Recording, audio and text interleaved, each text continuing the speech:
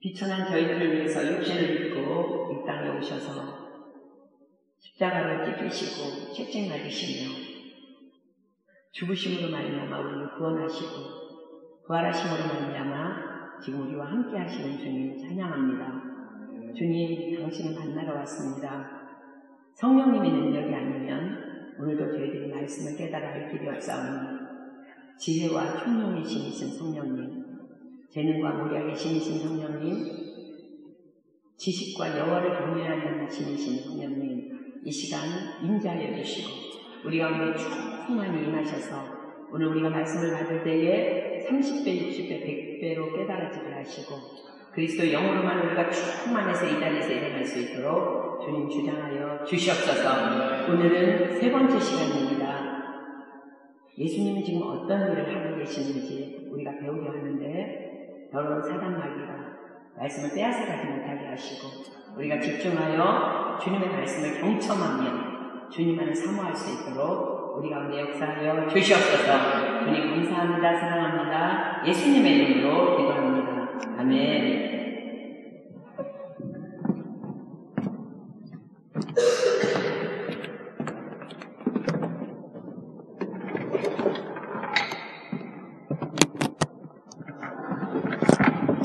우리 찬양 하나 더 하겠습니다. 지금 예수님에 대해서 우리가 공부하고 있는데 우리 첫 번째 강의는 예수님은 누구신가에 대해서 공부했고요.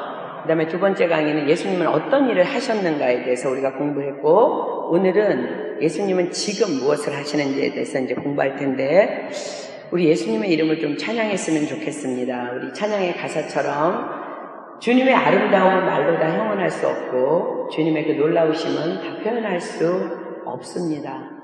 누가 그 지혜를 깨닫고 누가 그 깊은 사랑을 측량할 수 있겠습니까? 지금 보좌에 앉으신 주님의 위엄이 얼마나 아름다우신지 우리가 그분을 경배하고 찬양할 때 주님이 영광 받으실 줄 믿습니다. 우리 후렴구를 보면요, 내가 주를 경외함으로 주님 앞에 홀로 섭니다. 우리가 지금 여러 사람 모였지만 여러분들이 하나님과 예수님과 1대1로 앉아서 말씀을 받았으면 좋겠어요. 그래서 저는 내가 주를 경외함으로라는 가사보다는 내가 주를 신뢰함으로 주님 앞에 홀로 섭니다. 찬양받으시기 합당한 거룩하신 주님, 이렇게 내가 주를 신뢰함으로라고 가사를 바꾸어서 한번 찬양해 봤으면 좋겠는데 믿음으로, 만약에 가사를 아는 사람들은 눈을 감고 지금 이 시간 이 자리에 계신 주님을 경배했으면 좋겠고요. 가사를 모르는 사람들은 가사를 보면서 정말 그 아름다움을, 그 놀라우심을, 우리가 그분의 지혜를, 그분의 사랑을 이렇게 좀 맛보는 시간 됐으면 좋겠습니다. 우리 한번 찬양하겠습니다.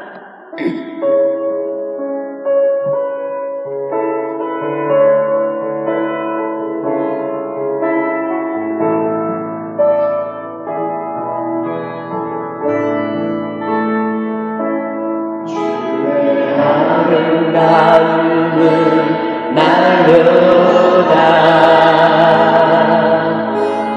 원할 수 없고 주님의 그 놀라우심을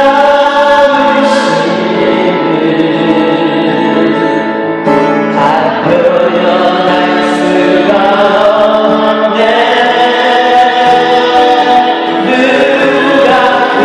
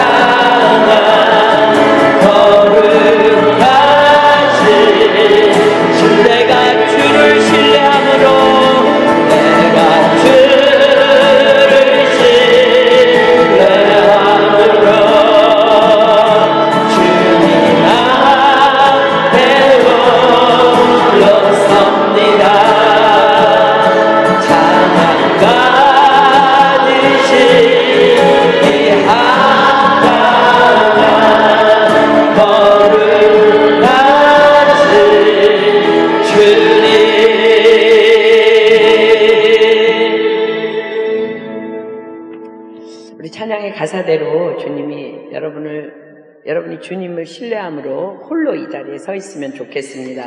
우리 찬양팀 감사하고요.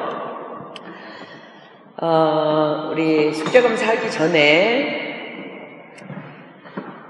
지금 아직 우리 프랑스 친구들 아무도 안 왔는데 전도사님 불어로 통역하는 거 녹음 좀 준비해 주시고요.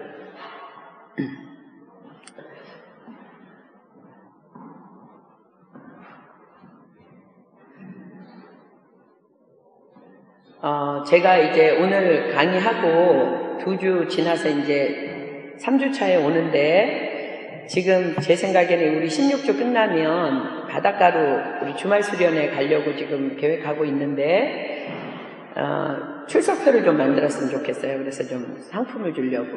그래서 우리 회장님 부부가 우리 나오는 사람들 이름에다가 16주 쭉 날짜 써서요. 이제 매번 우리 제자반 끝나면 뒤에다 붙여놓으면 자기가 알아서 출석한 거 체크하고요. 결석했으면 솔직하게 결석했다고 체크하고, 안 나왔으면 안 나왔다고 체크해서 16주 동안 한 번도 결석 안 하고 또 지각도 안 한 사람에게는 기대보다 더 큰 상을 준비하도록 하겠습니다. 근데 사실은 여러분들이 한 번도 안 빠지고 하나님에 대해서 더 알기를 갈망하는 거지, 상품 때문에 여러분들 나오는 건 아닌 줄 저는 알아요. 그러나 여러분들 정말 그만큼 이거 지금 이 시간 너무 중요하니까 절대로 지각이나 결석은 안 했으면 좋겠습니다. 이렇게 빈자리가 있으면 사실 이렇게 선뜻 시작을 하기가 좀 이렇게 머뭇거려지는데, 그래도 먼저 나온 사람들 하나님 더 사랑하시니까 제가 이제 오늘 이제 공부하기 전에 잠깐 여러분들과 이제 잠깐만 말씀 나눌게요. 우리는 신앙생활 하면서 하나님께 이렇게 크게 나누자면 보이지 않는 2가지의 갈망이 있어요. 저도 그렇고 여러분도 그렇고. 하나는 하나님의 보호 안에 평안한 삶을 살아가기를 원하는 갈망이 있고요. 또 하나는 내가 가지고 있는 문제가 하나님의 시간에 속히 해결되기를 원하는 갈망이 있어요. 이것을 성경적인 언어로 바꾸면 은혜와 구원이라고 할 수 있습니다. 하나님의 보호하심을 받으면서 살아가는 평안이 바로 하나님의 은혜요, 문제가 해결되어지는 것이 바로 구원이라는 것은요, 여러분들 늘 구원 그런 머릿속에 너무 공부를 많이 해가지고 어떤 생각이 들어요. 영혼 구원 뭐 이렇게 연결되는데, 구원이라는 문자적이고 사전적인 의미는 무엇인가로부터 건짐을 받는 것을 구원이라고 그래요. 그러니까 우리는 이미 영혼 구원 받은 사람이기 때문에 어떤 내가 가지고 있는 문제로부터의 구원, 그것이 해결되어지는 것, 그런 구원을 늘 우리는 갈망해요. 2가지를 가지고 있어요. 성경에서는 이 갈망에 대한 해답을 이렇게 제시합니다. 고린도후서 6장 2절 한번 올려보실래요? 지금 우리 이제 성경부 제자반 들어가기 전에는 여기 말씀 다 올려줄게요. 고린도후서 6장 2절에는 이렇게 기록합니다. 가라사대 내가 은혜 베풀 때에 너를 듣고 구원의 날에 너를 도왔다 하셨으니, 보라 지금은 은혜 받을 만한 때요, 보라 지금은 구원의 날이로다. 여러분들 은혜 베풀 때에 혹시 성경 피고 있으면 거기다가 한번 줄 좀 쳐보세요. 여러분들 성경 펴 있으면 고린도후서 6장 펴서 은혜 베풀 때에 거기다가 줄 치고요, 구원의 날에 거기다가 한번 줄 쳐보세요. 빨간 줄 한번 쳐보세요. 은혜 베풀 때에 하나님께서는 우리에게 은혜를 베풀어 주시는 때가 있다는 거예요. 그때에 우리를 들으신다고 말씀하세요. 그리고 구원의 날에 너를 도왔대. 그러면은 우리의 모든 영혼육의 문제로부터 건져주실 구원의 날이 있다는 것이에요. 바로 그날에 우리를 도우신다는 거예요. 그런데 지금 고린도후서에 지금 뭐라고, 우리 6장 2절에 뭐라고 써 있어요? 그런데 그때가 그날이 언제라고요? 바로 다음 이어지는 말씀이 보라 지금은 은혜 받을 만한 때요, 보라 지금은 구원의 날이로다. 그렇습니다. 바로 지금이라는 거예요. 오늘 지금 우리가 이제 주님은 지금 어떤 일을 하고 계십니까에 주제되는 말씀이기도 합니다. 우리가 지금 보고 있는 게 지난주에도 말씀드렸듯이 요한과 베드로와 야고보를 제외한 9명의 제자들은 바로 그날 그들이 기도하기에 게을렀던 그날, 하나님의 영광의 그날이 그들에게는 영광을 맛보지 못한 수치의 날이 되었습니다. 또한 여러분들이 알고 있는 것처럼 주님께서 부활하신 그 빈무덤의 현장에 무슨 일인지는 모르지만 보이지 않았던 제자 도마는 혼자 예수님의 부활을 의심하며 당신의 손과 발을 만져보지 않으면 믿을 수 없다고 의심하다가 예수님께 책망받습니다. 그토록 오랜 동안 고난과 부활에 대해서 말해주었건만 넌 본고로 믿느냐? 보지 못하고 믿는 믿음이 더 큰 것이라고 책망을 받기도 합니다. 우리 교회에는 일주일에 3번의 예배가 드려집니다. 그 3날 중에 언제가 여러분에게 임할 은혜의 때인지 구원의 날인지 우리는 아무도 몰라요. 그러나 우리가 알고 있는 단 하나는 지금 말씀에 기록된 대로 보라 지금은 은혜 받을 만한 때요, 보라 지금은 구원의 날이로다. 바로 그것뿐입니다. 제자 양육을 받고 있는 사랑하는 여러분, 지금 매일매일의 말씀과 기도 생활을 통한 경건 생활은 물론 일주일에 3번의 예배에 절대로 빠져서는 안 됩니다. 자, 지난번에도 교회에 대해서 얘기했지만 우리는 교회를 통해서 영적인 공급을 받아요.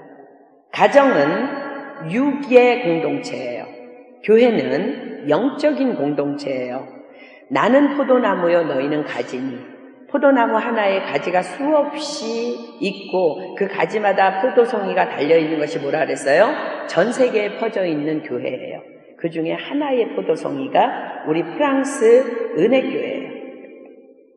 그곳에서 주님의 양분을, 주님의 능력을, 주님이 하시는 말씀을 받고 우리가 자라고 있어요. 그렇기 때문에 일주일에 3번의 공식 예배에는 여러분 절대로 빠지면 안 됩니다.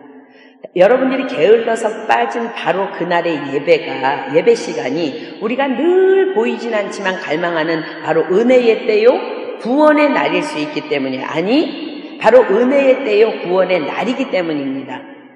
3년 반 동안을 예수님을 따르던 12제자의 훈련의 때에 바로 그 게을렀던 그날에 그곳에 있었던 3명의 제자만이 그 영광에 참여하게 됩니다. 그리고 여러분들이 보는 것처럼 사도행전의 대부분의 모든 기적과 표적들이 그 3명의 제자들을 중심으로 일어나고 있어요.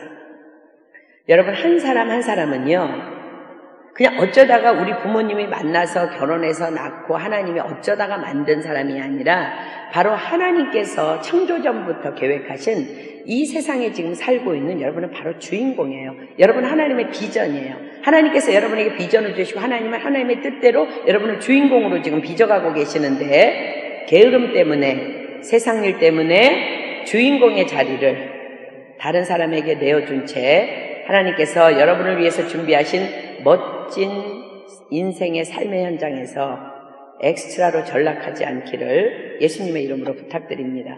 특별히 토요 기도 모임은 굉장히 놀라운 은혜의 때요, 놀라운 구원의 시간입니다. 우리 리더들을 통해서 준비되는 영상 속의 말씀들이 얼마나 놀라운 하나님의 은혜와 구원의 응답들이 쏟아지고 있는지는 참여하는 자들만이 누리고 있는 하나님의 영광입니다. 저는 개별적으로 일주일에 3번의 예배 중에 토요 예배 중에서 가장 은혜를 많이 받습니다. 제자는 훈련을 통해서 제자 되어집니다. 그래서 예수님은 12제자들과 늘 함께 동행했고 예수님과 늘 함께하는 삶, 이것이 참된 제자의 첫 번째 요소예요. 절대로 교회 공식 예배에 결석하지 마십시오. 여기서뿐만 아니라요, 한국에 가면 이제 제가 내일 한국 가면 또 이제 많은 사람을 만나게 될 텐데 여기서는 되게 잘했는데 한국 가면 주일 한 번만 예배 드려. 무슨 소리예요? 절대 그래서 잘할 수 없어요. 절대로 은혜와 구원을 공급받을 수 없다는 것을 기억하고, 우리 지금 제자훈련 받는 여러분들은 공부가 끝나고 한국에 가더라도 섬기는 교회의 모든 공식 예배 다 참석해야 될 줄 믿습니다. 아멘. 또 한 가지, 우리가 절대로 예배 자리에 안 빠진다 해도, 저는 이제 지금 이 얘기를 하고 싶은 거예요. 지난주에 이미 잔소리를 했기 때문에, 절대로 예배 자리에 안 빠진다 해도, 내가 열심으로 주님께 나아간다 할지라도, 만약에 마귀가 내 삶에 들어와서 그동안 내가 받은 은혜와 구원의 축복을 빼앗아갈 수 있는, 즉 마귀가 들어올 수 있는 합법적인 통로가 있다는 거 여러분 아십니까? 이것이 차단되지 않으면 우리의 신앙생활은 그야말로 꽝에 꽝. 국민학교 앞에 뽑기 꽝. 자, 이 문제를 알아야지 차단할 수 있으니까 마귀가 합법적으로 우리에게 들어올 수 있는 두 가지 통로가 무엇인지 성경에서 찾고 오늘 그 통로를 차단하겠습니다. 첫 번째 통로는 분노입니다. 우리가 화내는 거예요. 그 다음에 두 번째 통로는 염려예요. 자, 왜 화내는 것과 염려하는 것이 사단이 합법적으로 들어온 통로일까? 성경에 그렇게 기록되어 있기 때문에 그렇습니다. 자, 에베소서 4장 26절로 27절은 이렇게 기록합니다. 분을 내어도 죄를 짓지 말며 해가 지도록 분을 품지 말고 마귀로 틈을 타지 못하게 하라. 여러분, 화를 내면 마귀로 틈을 타게 하는 합법적인 통로라고 지금 성경이 여러분들에게 말씀하고 계세요. 근데 분을 내어도 죄를 짓지 말려며 라고 말씀하시는 것은 우리가 삶을 살다가 분을 낼 수 있다 없다? 있다. 인간이니까 화나는 일이 있다는 거예요. 하나님 우리 연약함 아시니까. 그런데 분을 내어도 죄를 짓지 말래. 어떻게 하는 것이 죄를 짓지 않는 걸까? 해가 지도록 분을 품지 말래. 아니야, 내가 이 문제를 해결해야 돼. 우리 제일 잘 알고 있는 말씀 뭐예요? 분을 내어도 죄를 짓지 않기 위해서 정말 여러분들이 머리에 아주 따그랭이가 않도록 외우고 있는 말씀. 범사의 여호와를 인정하라. 범사에 감사하라. 하나님을 사랑하는 자 그 뜻대로 부르심을 입은 자들에게 모든 것이 합력하여 선을 이루느니라. 근데 여러분들이 막 그 말씀을 막 외우면서 선포하면서 하나님을 인정하기로 결정했는데 그래도 막 분이 삭질하나 막 화가 나. 그런 경험 다 있죠? 근데 지금 뭐라고 말씀하시냐면 해가 지도록 분을 품지 말래. 잠자리에 들기 전에 해결해야 된다는 거. 왜? 여러분들이 잠자리에 딱 들면은요 무방비 상태가 돼요. 영혼유기. 사단이 틈 안으로 들어와서 여러분 휘저어버리면, 그런 경험이 있어요? 틈 내줘갖고 한 3일 동안 아무것도 못하고 삐쩍삐쩍 말리면서 분노가 일어났던 것? 근데 틈을 타지 못하게 하는데 마귀로 틈을 타서 뭐 그냥 내가 괴로우면 괜찮은데 이게 왜 문제가 되냐면 야고보서 1장 19절로 21절은 이렇게 기록합니다. 내 사랑하는 형제들아 너희가 알거니와 사람마다 듣기는 속히 하고, 우리가 왜 들었기 때문에 화나는 거잖아요. 누가 나에 대해서 이렇게 얘기했다든가 이렇게 그래서 들었기 때문에 화가 나는 거 아니야. 말하기는 더디하며 성내기도 더디하라. 그 다음 말씀하십니다. 사람의 성내는 것이 하나님의 의를 이루지 못함이니라. 하나님은 여러분 한 사람을 향한 비전을 가지고 계세요. 여러분을 축복하시기 위해서 계획하고 계세요. 이 축복의 보따리 만큼 하나님 갖고 계셔. 김상엽이 보따리, 김태영이 보따리, 양세원이 보따리, 이렇게 보따리를 갖고 계시는데 여러분들이 마음대로 승질난다고 분노하면 뭐라 그래요? 하나님의 의를 이루지 못함이니라. 누가 하나님의 의를 이루지 못하고 죽었어요? 모세가. 여러분 보세요. 잘 생각해 보세요. 모세는요 잘못한 게 하나도 없어. 그냥 미디안 광야에 있는데 하나님이 모세야 이리 와봐. 내 백성 좀 구원해낼래? 라면 그 순종한 것뿐이에요. 그 백성을 끌고 광야에 나왔는데 그냥 모세한테 맨날 돌 던질 지경이야. 매일 분노하고 매일 불평하고 막 이러니까 모세가 어느 날 참다 못해서 하나님이 야 걔네들 그렇게 목마르다 그러면 물 줘. 근데 어떻게 하냐면 반석에게 말해. 명령에 물나와 그리고 내 백성들 먹여 이랬는데 모세가 너무 성질이 났어. 그냥 참다 못해 폭발해가지고 반석에게 명하라 그랬는데 반석을 쳐버렸어. 하나님 뭐라고 말씀하세요? 네가 나의 거룩함을 저버렸기 때문에 넌 가나안 땅 들어갈 수 없어. 가나안 땅에 모세는 못 들어갔어. 모세 같은 의인도 사람의 성내는 것이 하나님의 의를 이루지 못하느니라. 그 다음 말씀하세요. 그러므로 모든 더러운 것과 넘치는 악. 여러분, 더러운 것 중에 가장 더러운 것이 분노고요. 넘치는 악이 분노라는 거예요. 화내는 것. 모든 더러운 것과 넘치는 악을 내어버리고 능히 너희 영혼을 구원할 바 마음의 신진도를 온유함으로 받으라. 여러분, 온유하다는 것은 내가 태어날 때부터 순한 게 아니라 그랬어요. 말씀으로 다스려진 인격. 다른 말로 얘기해서 뭐예요? 분나는 일이 있거든 화나는 일이 있거든 말씀을 붙잡고 그 모든 것을 분을 내어도 죄를 짓지 말며 분을 품지 말라고 말씀을 내버려야 된다는 거예요. 자 보세요. 우리가 이 말씀을 받으면 절대로 분을 낼 수 없어요. 우리 전도서는 안 올라와 있는데 다 찾겠습니다. 전도서 7장 20절로 22절. 전도서 7장 20절로 22절. 전도서 7장 20절로 22절.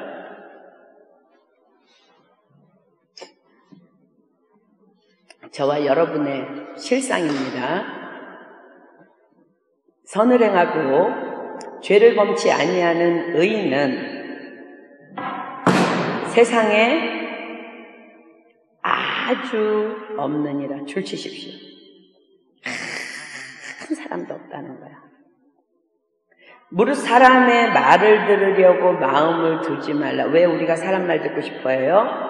뭐 좀 해놓고 내가 잘했다고 칭찬받기 원하고 위로받기 원하고 축복받기 원하고 격려받기 원하고 안아주기를 원하고 막 사랑한다고 말 듣기를 원하니까 무릇 사람의 마음을 들으려고 마음을 두는 거야. 우리가 하나님을 바라보지 못하고 내가 주를 경외함으로 내가 주를 신뢰함으로 주님 앞에 홀로 서지 아니하고 사람의 말을 들으려고 그것 때문에 여러분들 상처받고 분노하는 거 아니에요. 근데 염려컨대 주님이 이렇게 염려하세요. 내 종이라는 건요.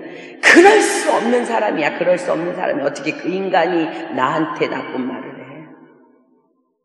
내 종이 너를 저주하는 것을 들으리라. 너도 가끔 사람을 저주한 것을 내 마음이 아느니라. 여러분이 다른 사람에 대해서 말한 거 누가 갖다 옮기지 않았으니까 지금 살고 있는 거지. 응? 전도서 말씀 붙잡고 하나님께서 주시는 모든 도를 온유함으로 받으십시오. 왜 분내는 것이 마귀로 틈타는 일일까? 보세요. 분이라는 건요. 나는 옳고 너는 틀렸어 라고 생각하기 때문에 분이 나는 거예요. 왜 그렇게 화가 나는 거야. 그러나 여러분 옳은 판단 오직 하나님 것입니다. 오직 하나님만 가능합니다. 그래서 우리는 결코 어떤 것도 판단할 수 없습니다. 화낼 수 없습니다. 화를 낸다는 것은 내가 완전하다는 교만입니다. 교만이 바로 마귀를 부르는 통로예요. 베드로전서 5장 5절은 이렇게 말씀하십니다. 젊은 자들아 이와 같이 장로들에게 순복하고 다 서로 겸손으로 허리를 동이라. 여러분 성경 폈으면 좀 줄 좀 쳤으면 좋겠어요. 하나님이 교만한 자를 대적하시되. 교만한 자는 대적하세요. 분내는 거, 왜 분내? 왜 화내? 내가 옳고 너는 틀렸으니까. 하나님한테도 틀렸다는 거예요, 그거는.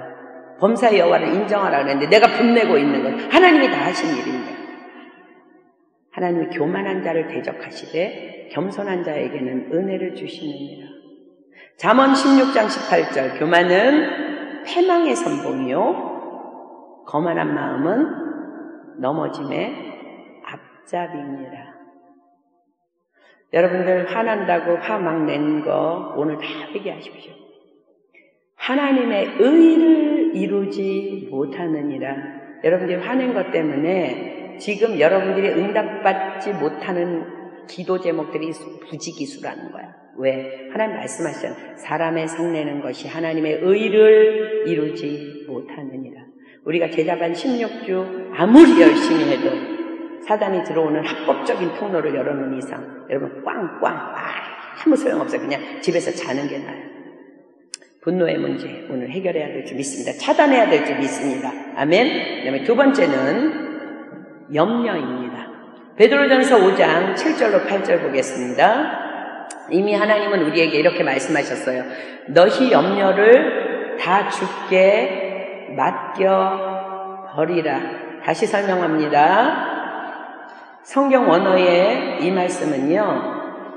내 힘으로 도무지 굴릴 수 없는 큰 바위 같은 거를 막 낑낑 굴려가지고 절벽까지 가갖고 그 절벽에다가 바위를 딱 떨어뜨리는 거. 그것이 너희 염려를 다 주께 맡겨버려. 왜 그래야 될까? 이는 저가 너희를 권고하심이니라. 권고는 어린아이, 젖먹이 어린아이를 돌보는 것 같이 돌보신다. 근데 염려하면 그 다음 말씀 보세요. 근신하라 깨어라. 너희 대적마귀가 우는 사자같이 두루다니며. 사자가 언제 운다 그랬어요? 3일 이상 굶어야 사자는 운다. 사자는 자존감이 높아서 안 울어요. 근데 3일 굶었으면 아무나 삼켜버려. 누구? 염려하는 자. 하나님이 염려하지 말라고. 너 구하기 전에 쓸 거 다 알아. 염려하지 말라고 하셨는데 염려하는 자. 합법적으로 사단이 들어오는 통로를 열어놓는 것입니다. 염려는 왜 해요? 하나님이 너희 염려를 다 주께 맡겨버리라고 내가 너를 권고한다고 그랬는데 왜 또 염려해요? 하나님을 신뢰하지 못하기 때문에. 하나님을 신뢰하지 못하는 불신앙이기 때문에 당연히 마귀의 통로입니다. 하나님을 믿는다고 하면서 염려하는 것은 불신앙이며 이것을 야고보서 기자는 두 마음을 품은 자라고 말씀하십니다. 야고보서 1장 7절로 8절 볼까요? 너무 무서운 말씀에 이런 사람은 무엇이든지 주께 얻기를 생각하지 말라. 두 마음을 품어 모든 일에 정함이 없는 자로다. 난 하나님을 믿어요. 나는 크리스찬이에요. 그래서 친구들과 있다가 난 교회 가야 돼. 난 주일이니까 예배하러 가야 돼. 난 토요일날 오전에 약속하자는데 나는 교회 가야 돼. 막 이랬는데 맨날 염려하고 있어. 이런 사람은 무엇이든지 주께 얻기를 생각하지 말라. 두 마음을 품어 모든 일에 정함이 없는 자로다. 그러면 우리가 어떻게 차단해야 될까? 염려가 될 때. 염려가 되니까 하나님이 말씀하시는 거잖아. 빌립보서 4장 6절로 7절. 아무것도 염려하지 말고 오직 모든 일에 기도와 간구로 너희 구할 것을 줄치십시오. 감사함으로 하나님께 하래라. 이것이 사단이 우리에게 들어오지 못하게 하는 차단하는 완전한 방법입니다. 감사함으로 하나님께 하래라. 그리하면 모든 지각에 뛰어난 하나님의 평강이 그리스도 예수 안에서 너희 마음과 생각을 지키시리라. 자, 두 가지 통로가 하나는 화내는 것, 하나는 염려. 화내는 건 어떻게 차단해야 돼요? 온유함으로 받아야지. 그죠? 너도 가끔 사람을 저주한 걸 네가 아느니라. 의인은 하나도 없느니라. 사람의 말에 기울이려고 하지 마라. 사람의 성내는 것이 하나님의 의를 이루지 못해. 판단은 내가 하는 거야. 그거는 교만이야. 하나님께서 말씀하시는 그 모든 환경을 온유함으로 받으십시오. 분노하는 그 순간에 분을 품지 마십시오. 분을 내어도 죄를 짓지 마십시오. 빨리 해결하라는 거야. 염려 차단은 뭐예요? 감사함으로 하나님 앞에 기도하는 거. 염려가 들어왔어. 가만히 있는다고 염려가 안 들어오는 거 아니에요. 내쫓을 수 있는 방법, 차단할 수 있는 방법, 감사합니다. 아무것도 염려하지 말라고 말씀하셨죠? 나를 권고하신다고 그랬죠? 감사합니다. 하나님 더 큰일 하실 거죠? 감사합니다. 사단이 절대로 우리 안에 틈타지 못하는 줄 믿습니다. 아멘. 우리가 이 합법적인 두 개의 통로를 우리가 오늘 온유함과 감사함으로 차단하고 세 번째 시간 시작하도록 하겠습니다. 자, 친하지 않은 사람과 둘씩 앉았나요? 자, 숙제 검사하겠습니다. 솔직하게 이제 손 들면 돼요. 고린도전서 15장과 요한계시록 1장부터 6장까지 매일 읽었습니까? 읽은 사람 손 번쩍 드십시오. 조금 드는 사람은 뭐 이만큼 드는 사람. 자, 안 읽은 사람이 오늘 또 있네. 저기 지난주에 안 읽은 사람 가스물 사왔어요? 큰일 났네. 다음 주에는 2배로 사오겠습니다. 우리가 오늘 기억해야 될 것은 보라, 지금은 은혜의 때요. 보라, 지금은 구원의 날이요. 지금이라는 시간을 놓치지 마십시오. 자, 2사람씩 짝지고 앉았죠. 짝 없는 사람 아무도 없죠. 짝지세요. 짝지어서 둘이 마주보고 한 사람은 눈 감고 한 사람은 눈 뜨고 눈을 부릅뜨고 로마서 6장 4절 한 사람은 눈을 부릅뜨고 한 사람은 눈을 감고. 자, 숙제검사 하겠습니다. 우리 여기 선교사님하고 미진이 숙제검사 안 해요? 얼른 숙제검사 하겠습니다.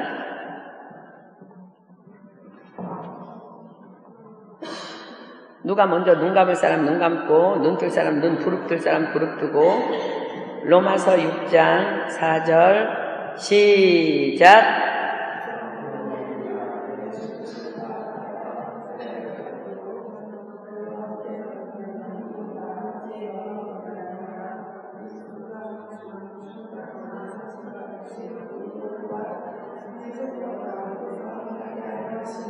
아멘. 자, 이제 한 사람 지금 안 부릅뜬 사람은 또 이제 눈 감겠습니다. 시작.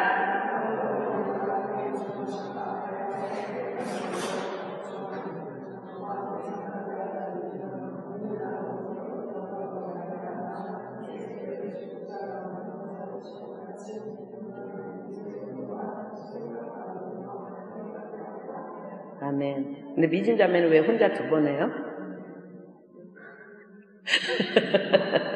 숙제 검사 다른 사람 하라니까. 자, 에베소서 1장 22절도 한 사람 눈 감고 한 사람 눈 뜨고 시작.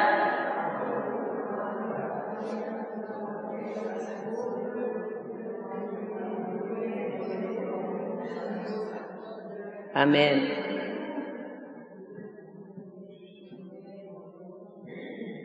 자, 이제 쫙 바꿔서 한 사람 눈 감고 한 사람 눈 부릅뜨고 시작.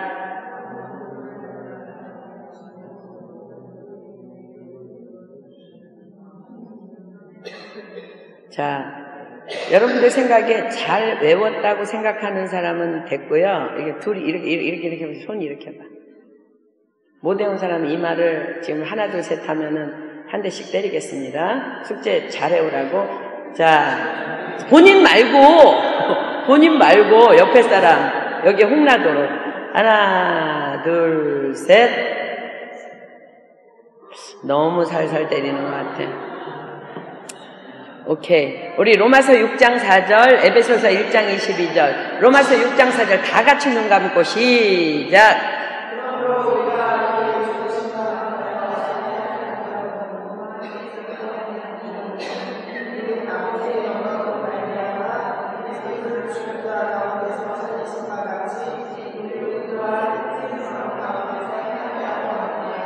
에베소서 1장 22절 시작.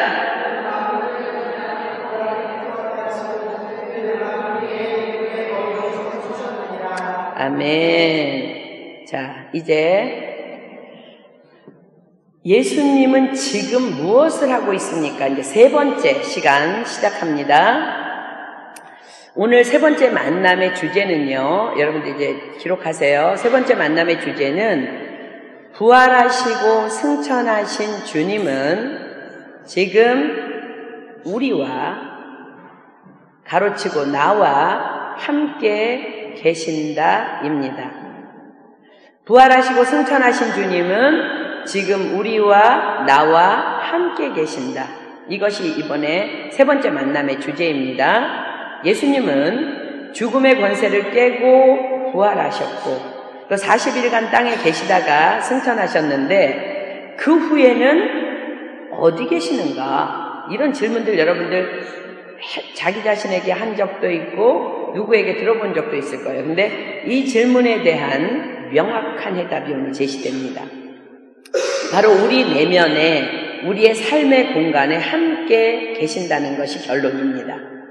이 사실을 우리가 분명히 알게 될 때 우리는 주님과 실제적이고 생생한 교제를 가질 수 있습니다.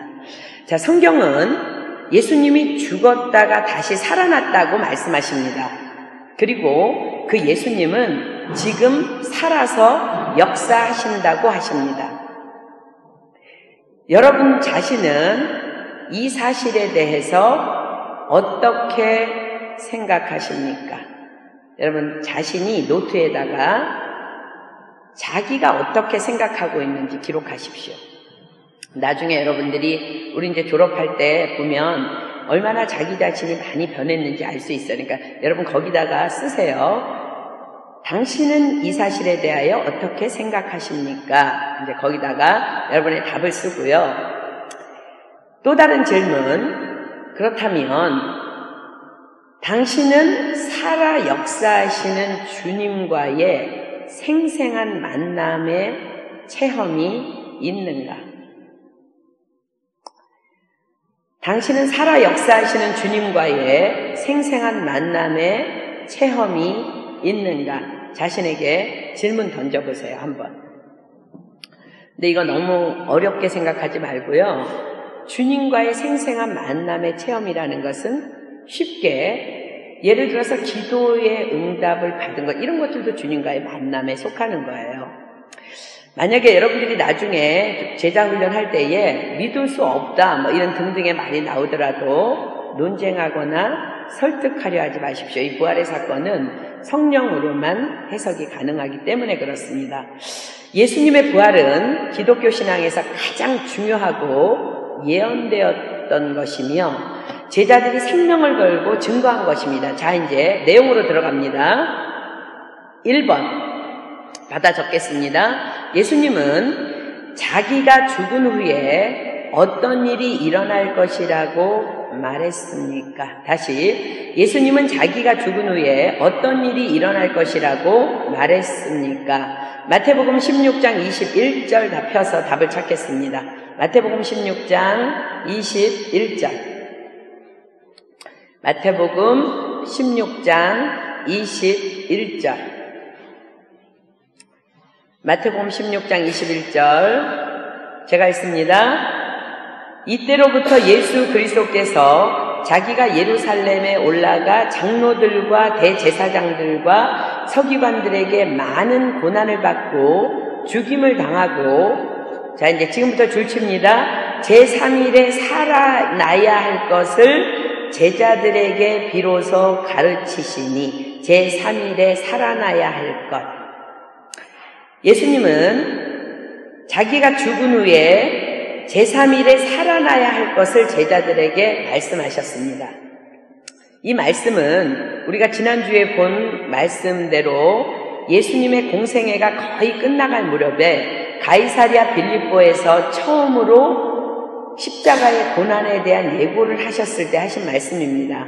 예수님께서 먼저 사람들이 나를 누구라고 하느냐, 그러니까 뭐 예레미야라고도 합니다. 선지자라고도 합니다. 뭐 엘리야라고도 합니다. 라는 대답이 나오니까 그럼 너희는 나를 누구라고 하느냐? 라는 질문에 베드로를 통하여 주는 그리스도시요 살아계신 하나님의 아들이십니다. 라는 신앙 고백을 들으시고 십자가를 통한 순환 예고와 함께 부활에 대하여 말씀하십니다. 결국 십자가의 고난과 부활은 분리되어질 수 없는 하나의 예언입니다. 그런데 제자들은요, 고난에 대한 말씀에 너무 흥분해요. 성경에 보면 나는 고난받고 제3일에 살아날 거고 이렇게 말씀하셨는데 너무 예수님을 사랑하고 너무 예수님을 너무 좋아한 나머지 고난에 대한 말씀에 너무 흥분한 나머지 부활에 대한 말씀을 제대로 못 들어. 여러분들 그런 경우 많죠? 갑자기 말씀 듣다가 저기 14구도 갔다 오고 한국도 갔다 오고 일본도 갔다 오고 막 생각 속으로 그러잖아. 그지? 이 제자들이 고난받고 죽고 살아날 거야. 이렇게 말씀하셨는데 너무 흥분해. 자, 마태복음 16장 22절 보세요. 마태복음 16장 22절. 마태복음 16장 22절. 베드로가 예수를 붙들고 가나여 가로되 주여 그리마옵소서 이 일이 결코 주에게 미치지 아니하리이다. 아니 살아난다는데 그 얘기는 빼먹고 지금 고난당한다니까. 근데 다른 성경에 보면 모든 제자들도 그리하였다고 기록돼요. 마태복음 28장 16절로 17절 가볼까요? 그래서 말씀을 들을 때에 제대로 집중해서 듣지 않는 자들은요 하나님에 대해서 의심합니다. 마태복음 28장 16절로 17절 보겠습니다. 지금 이게 부활하신 후에 이미 예수님이 예언하셨어요. 그런데 마태복음 28장 16절로 17절 11제자가 이미 가룟 유다는 이제 떠났으니까 가룟 유다 빼고 11제자죠. 갈릴리에 가서 예수의 명하시던 산에 이르러 예수를 배웠고 경배하나 예언하신 대로 부활하셨는데 경배하나 오히려 의심하는 자도 있더라. 예수님의 십자가 사건이 예언하신 그대로 이루어진 것이 분명한 사실이라면 예수님의 부활도 예언하신 그대로 이루어진 사실입니다. 크게 2번 씁니다. 2번 질문. 성경은 예수님이 자신이 예언했던 대로 다시 살아났다고 전하고 있습니다. 다시 성경은 예수님이 자신이 예언했던 대로 다시 살아났다고 전하고 있습니다. 부활한 예수님을 어떤 사람들이 보았습니까? 고린도전서 15장 3절로 8절에서 답을 찾겠습니다. 고린도전서 15장 3절로 8절 답히겠습니다. 고린도전서 15장 3절로 8절. 사도 바울이 이렇게 기록합니다. 내가 받은 것을 먼저 너희에게 전하였노니 이는 성경대로 그리스도께서 우리 죄를 위하여 죽으시고 장사 지낸 바 되었다가 성경대로 사흘 만에 다시 살아나사, 자 지금부터 줄칩니다. 이제 답이 나오죠.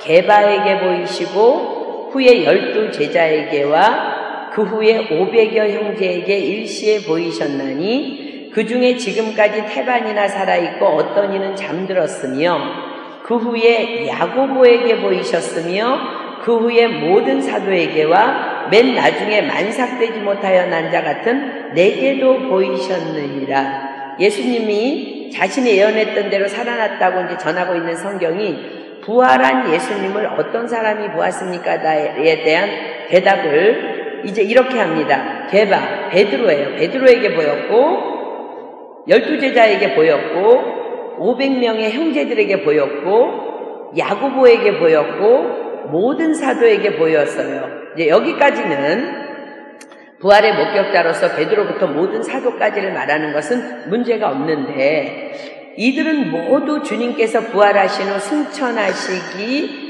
전 그 40일간 지상에 계실 때에 주님을 직접 보았기 때문에 문제 없습니다. 그런데 사도 바울이 주님을 목격한 목격자 명단에 들어가 있는 것은 좀 다른 의미가 있습니다. 왜냐하면 사도 바울은 주님께서 승천하시고 난 후에 본 것이기 때문에 그렇습니다. 언제 봤죠? 다메섹으로 예수 믿는 자들을 핍박하기 위해 가는 길에서 봤어요.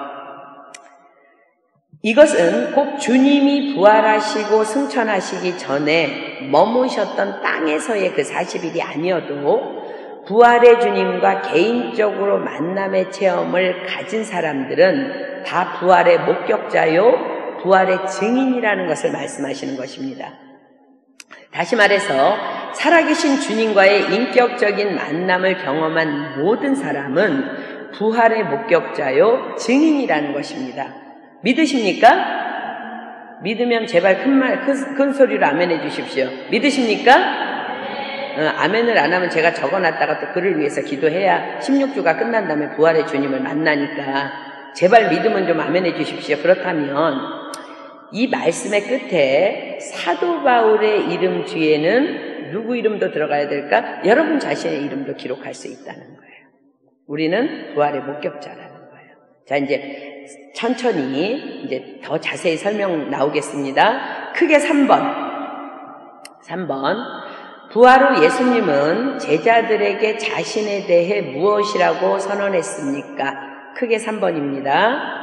부활 후 예수님은 제자들에게 자신에 대해 무엇이라고 선언했습니까?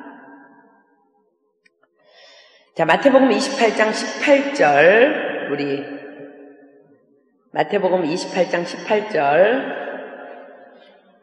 답 찾겠습니다. 부활 후 예수님은 제자들에게 자신에 대해 무엇이라고 선언했습니까? 우리 민일 형제하고는 퇴근하고 오느라고 못 갖고 왔을 수도 있는데 다음 주부터는 꼭 노트하고 연필을 그리고 성경책 꼭 갖고 오세요. 왜냐하면 우리가 성경 보면서 여러분들이 빨간 줄을 밑줄을 긋고 우리가 공부해야 돼요. 나중에 그래서 여러분 성경 볼 때 굉장히 도움이 되니까 꼭 그렇게 하십시오.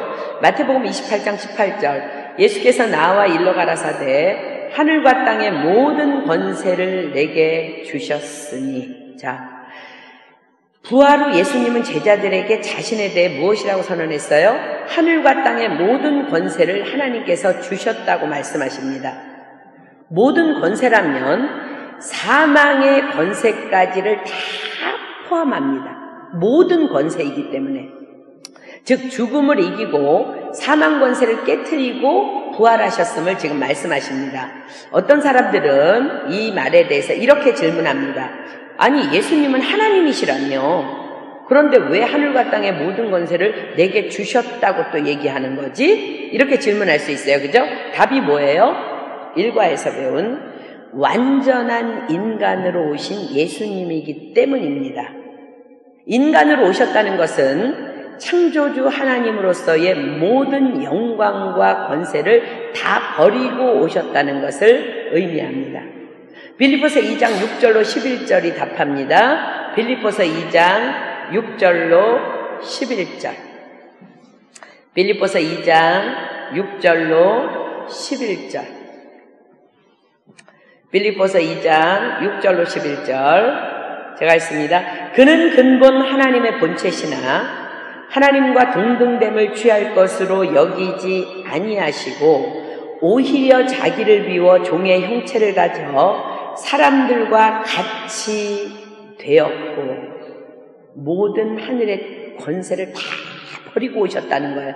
사람의 모양으로 나타나셨음에 자기를 낮추시고 죽기까지 복종하셨으니 곧 십자가에 죽으십니다. 이러므로 하나님이 그를 지극히 높여 모든 이름 위에 뛰어난 이름을 주사 하늘에 있는 자들과 땅에 있는 자들과 땅 아래에 있는 자들로 모든 무릎을 예수의 이름에 꿇게 하시고 모든 입으로 예수 그리스도를 주라 시인하며 하나님 아버지께 영광을 돌리게 하셨느니라. 아멘. 그럼 사도 바울은 이제 작은 질문 하나 들어갈게요. 그럼 사도 바울은 부활하신 예수님에 대해 무엇이라고 선언했습니까? 로마서 1장 4절 피겠습니다. 로마서 1장 4절. 사도 바울은 부활하신 예수님에 대해 무엇이라고 선언했습니까? 로마서 1장 4절. 성결의 영으로는 죽은 가운데서 부활하여 능력으로 하나님의 아들로 인정되셨으니 곧 우리 주 예수 그리스도시니라. 자, 어디다 줄 쳐요? 부활의 능력으로, 부활하여 능력으로 하나님의 아들로 인정되심. 거기다가 줄 치십시오. 자, 사도 바울이 뭐라고 예수님에 대해서 선언했어요? 부활의 능력으로 하나님의 아들로 인정되셨다고 선포합니다. 복음은 두 가지의 내용을 담습니다. 하나는 성육신이고 또 하나는 부활입니다. 로마서 1장 2절로 4절 다시 볼게요. 로마서 1장 2절로 4절, 조금 전에 4절만 봤는데 2절부터 볼게요. 이 복음은 하나님이 선지자들로 말미암아 그의 아들에 관하여 성경에 미리 약속하신 것이라. 이 아들로 말하면 육신으로는 다윗의 혈통에서 나셨고 성결의 영으로는 죽은 자 가운데서 부활하여 능력으로 하나님의 아들로 인정되셨으니 곧 우리 주 예수 그리스도시니라. 성육신은 하나님께서 인간의 위치로 끝없이 내려오신 섬김의 모습, 희생의 모습을 말하며 부활은 온 세상의 통치자로 다시 복귀하시는 승리, 통치권의 회복을 말합니다. 즉 복음서에서는요, 이 복음서 마태, 마가, 누가, 요한에 보면은요, 예수님께서 하나님께 기도해요. 그런데 하나님께 기도하고 하나님을 예배하던 자이던 예수님이 사도행전으로 넘어가잖아요. 그러면 기도를 들으시고 예배를 받으시는 분으로 나와요. 이 둘 사이에 뭐가 있었어요? 바로 부활 사건이에요. 마태복음 26장 39절에 한번 봅시다. 예수님이 완전한 육신을 입고 오셨기 때문에 하나님께 기도합니다. 마태복음 26장 39절. 마태복음 26장 39절. 마태복음 26장 39절. 다 찾았으면 제가 읽습니다. 조금 나아가서 얼굴을 땅에 대시고 엎드려 기도하여 가라사대 내 아버지여 만일 할만하시거든 이 잔을 내게서 지나가게 하옵소서.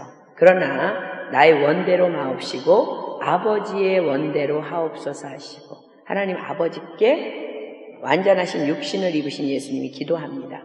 그런데 사도행전으로 넘어가면 사도행전 1장 24절로 25절은 기도를 받으시고 예배를 받으시는 그런 경배의 대상으로 나옵니다. 사도행전 1장 24절로 25절. 저희가 기도하여 가로되 무사람의 마음을 아시는 주여. 누구예요? 예수님께 기도하고 있어요. 이 두 사람 중에 누가 주의 택하신 바 되어 봉사와 및 사도의 직무를 대신할 자를 보이시옵소서. 유다는 이를 버리옵고 제 곳으로 갔나이다. 자, 하늘의 영광을 버리고 육신을 입고 완전한 사람으로 이 땅에 오셨던 예수님이 십자가의 죽음을 이기시고 부활하신 후에 다시 그 영광의 자리로 돌아가심을 보여주시는 것입니다. 자, 이제 4번, 크게 4번입니다. 사도행전 1장 9절로 11절을 읽으십시오. 부활 후 예수님은 어디로 갔습니까? 자, 사도행전 1장 9절로 11절 읽겠습니다. 사도행전 1장 9절로 11절. 사도행전 1장 9절로 11절 다 함께 시작. 이 말씀을 마치시고 저희 보는 데서 올리워 가시니 구름이 저를 가리워 보이지 않게 하더라. 올라가실 때에 제자들이 자세히 하늘을 쳐다보고 있는데 흰옷 입은 두 사람이 저희 곁에 서서 가로되 갈릴리 사람들아 어찌하여 서서 하늘을 쳐다보느냐? 너희 가운데 하늘로 올리우신 이 예수는 하늘로 가심을 본 그대로 오시리라 하였느니라. 자, 부활 후 예수님은 어디로 가셨어요? 어디로 가셨어요? 하늘로 올라가셨다고 성경이 기록해요. 그러면 여기서 이제 우리가 두 가지 질문을 던질 수 있어요. 첫째는 왜 올라가셨나? 두 번째는 하늘로 올라가셨다는 것은 그럼 어디로 올라가셨다는 것인가? 이 두 가지 질문이 던져질 수 있죠. 그죠? 그럼 먼저 왜 올라가셨나? 먼저 답 쓰십시오. 작은 1번. 우리에게 보혜사 성령님을 보내주시기 위해. 우리에게 보혜사 성령님을 보내주시기 위해. 두 번째, 작은 2번. 우리를 위한 처소를 예비하시기 위해. 작은 2번. 우리를 위한 처소를 예비하시기 위해. 자, 보혜사 성령님을 보내주시기 위해. 요한복음 16장 7절이 대답합니다. 요한복음 16장 7절. 우리에게 보혜사 성령님을 보내주시기 위해서 그분이 올라가셨어요. 요한복음 16장 7절. 요한복음 16장 7절. 요한복음 16장 7절 제가 읽습니다. 그러하나 내가 너희에게 실상을 말하노니 내가 떠나가는 것이 너희에게 유익이라. 내가 떠나가지 아니하면 보혜사가 너희에게로 오시지 아니할 것이요 가면 내가 그를 너희에게로 보내리니.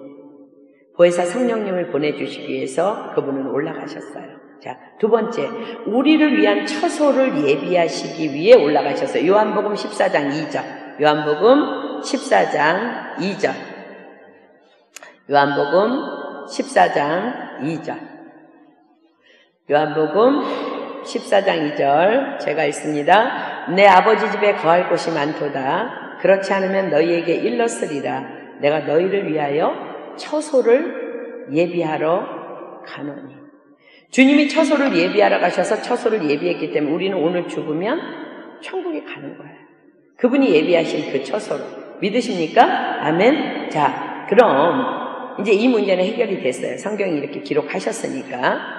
그럼 하늘로 올라가셨다는 것은 도대체 어디로 가셨다는 것일까? 우주 공간으로 가셨나? 횡성으로 가셨나? 하늘로 올라가셨다는 것은 우리가 지금 살고 있는 이 시간과 공간의 세상에서 영원의 세계로 가신 것을 의미합니다. 그렇다면 두 가지의 의문을 품을 수 있어요. 주님께서 승천하실 때에 그러면 제자들이 본 모습은 무엇인가? 허상일까? 성경은 무흠하고 일정 일획도 틀리지 않고 정확무허한 것이 성경입니다. 하나님의 성령이 성경을 기록하셨기 때문에. 아멘? 그렇다면 아니죠. 분명히 그들이, 제자들이 그때 그들은 구름 가운데 올라가시는 예수님의 모습을 분명히 보았고 또 가신 모습 그대로 오실 것도 분명히 천사들에 의해서 전해 들었어요. 자, 사도행전 1장 9절로 11절 다시 가볼게요. 이 장면으로. 사도행전 1장 9절로 11절. 사도행전 1장 9절로 11절. 자, 여러분들 한번 보세요. 이렇게 생각하면서 한번 성경 봅시다. 이 말씀을 마치시고 저희 보는 데서 올리워 가시니 구름이 저를 가리워 보이지 않게 하더라. 올라가실 때에 제자들이 자세히 하늘을 쳐다보고 있는데 흰옷 입은 두 사람이 저희 곁에 서서 가로되 갈릴리 사람들아 어찌하여 서서 하늘을 쳐다보느냐. 너희 가운데서 하늘로 올리우신 이 예수는 하늘로 가심을 본 그대로 오시리라 하였느니라. 하늘로 올라가신 거야. 제자들이 보고 있는데 구름 위로 올라가셔서 안 보여. 계속 봐. 이게 뭔 일이야. 천사들이 와서 뭘 보고 있니? 하늘로 올리우신 이 예수는 하늘로 가심을 본 그대로 오시리라고 천사들이 얘기를 해준 거예요. 무슨 소리예요? 다만 영원의 세계로 가시는 그 모습이 그 당시 그들의 육신의 제한된 시각으로는 그런 모습으로 보인 것입니다. 하늘로 올리우시는 것처럼. 예를 들어서 이제 여러분들 개미는요 2차원에 살아요. 우리는 3차원에 살고. 근데 이제 2차원에 살고 있는 개미는 공간의 개념이 없어. 그냥 평면의 개념만 있잖아. 그지? 2차원이니까. 그런 개미들이 막 축구를 해. 축구를 했어. 그런데 축구공이 뻥 하고 공간으로 차올려졌을 때 당연히 개미는 공간으로 차여진 축구공이 보이지 않아요. 우리는 3차원의 세계에 살고 있기 때문에 공중에 떠 있는 공 뻥 차면 그 공이 우리 눈에는 보이는 거예요. 그처럼 예수님도 우리의 차원으로 볼 수 없는 차원인 영원의 세계로 올라가신 것입니다. 그럼 영원의 세계란 무엇이며 시간과 공간의 세상에서 떠나서 영원의 세계로 가셨다면 주님은 지금 어디에 계신 것일까? 어디 계실까? 유한한 우리에게 있어서 영원이라는 것은요, 지금 영원이 뭔가 그걸 먼저 알아볼게요. 바로 지금을 의미합니다. 자, 이제 이사야 40장 28절 한번 펴볼게요. 이사야 40장 28절. 이사야 40장 28절. 구약성경 이사야 40장 28절 피겠습니다. 너는 알지 못하였느냐? 듣지 못하였느냐? 영원하신 하나님 여호와. 거기다가 빨간 줄 치십시오. 영원하신 하나님 여호와. 하나님이 영원하신 분이에요.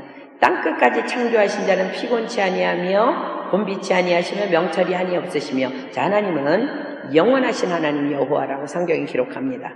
요한계시록 1장 8절로 갈까요? 요한계시록 1장 8절. 요한계시록 1장 8절. 요한계시록, 이번에 요한계시록 읽으면서 다 본 거죠? 요한계시록 1장 8절. 주 하나님이 가라사대, 그 하나님이 누구예요? 영원하신 하나님 여호와. 그분이 자기 자신에 대해서 이렇게 말씀하십니다. 주 하나님이 가라사대, 나는 알파와 오메가라. 알파는 뭐고 오메가는 뭐예요? 우리는 ABCD 스펠링이 A가 시작이고 마지막이 있어, 그죠? 헬라어에는 알파와 오메가가 처음이요 끝이에요. 알파벳에. 이제도 있었고 전에도 있었고 장차 올 자요 전능한 자라 하시더라.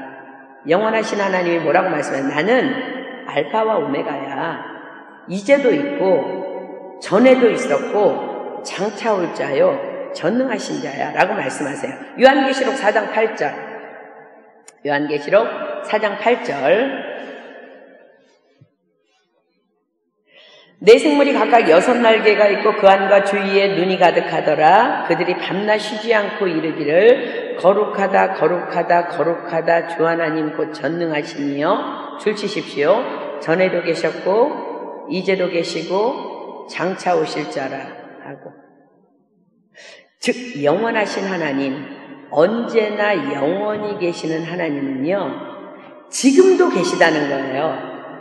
그러므로 영원하다는 개념은 바로 지금을 포함해야만 전에도 계시고 장차 오실 자가 될 수 있기 때문에 영원이라는 것은요 바로 지금 계시다는 것을 의미합니다.